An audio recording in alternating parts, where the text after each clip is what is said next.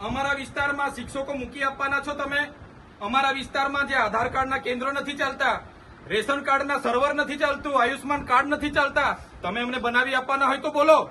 કેમ તમે વચ્ચે આવો છો ભાઈ? રસ્તાના ખાડા પૂરી આપવાના છો તમે? કેમ ભાઈ?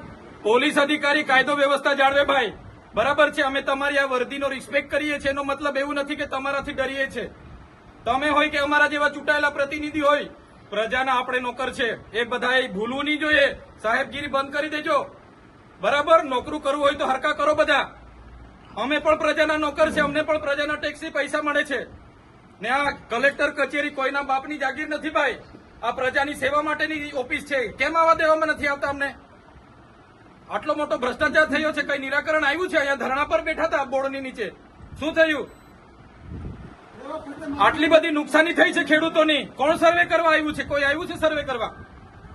એટલે પોલીસ અધિકારીઓને મારી નમ્ર વિનંતી છે, અમે વેલ ગ્રેજ્યુએટ લોકો છે, અધિકારો માટે અમે લડીશું. બરાબર, અમે આ સીન સપાટાને લાકડી લાઠીચાર્જ બાઠીચાર્જથી ડરવાવાળા લોકો નથી. અને તમે એ કરવા માંગતા હોય તો પણ અમે તૈયાર છે, ચાલો લડી લઈએ. જ્યાં સુધી અમે સંવાદમાં માનીએ છીએ તો સંવાદમાં રહો.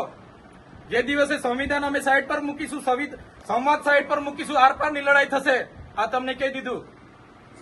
કોઈના મગજમાં બીજો ધુમાડો હોય ને, તમારો બધાનો પગાર સરકાર પ્રજાના ટેક્સથી આપે છે, કોઈના કમલમમાંથી પગાર નથી આવતો.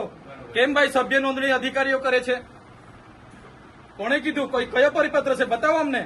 એટલા માટે કેમ છો અહીંયા collector Shri Narmada, DDO Shri Narmada, DRD નિયામક શ્રી અને 5 તાલુકાના ટીડીઓ હશે તો જ અમે ખુલાસો આપીશું. અમે બધા પુરાવા લઈને આવ્યા છે, પુરાવા સમેત ખુલાસો અમે આપવા તૈયાર છે. બધા અધિકારીઓને અમને ખુલાસો જોઈએ. અહીં સુધી અમે જઈશું નહીં. 2 દિવસ રોકાવો પડશે તો રોકીશું. હજુ પણ અમારે 5-10 હજાર લોકોને બોલાવવા છે તો અહીંયા બોલાવીશું. જો અમારું નિરાકરણ નહીં આવશે, અમે ખાધા પીધા વગર અહીંયા પડ્યા રહીશું.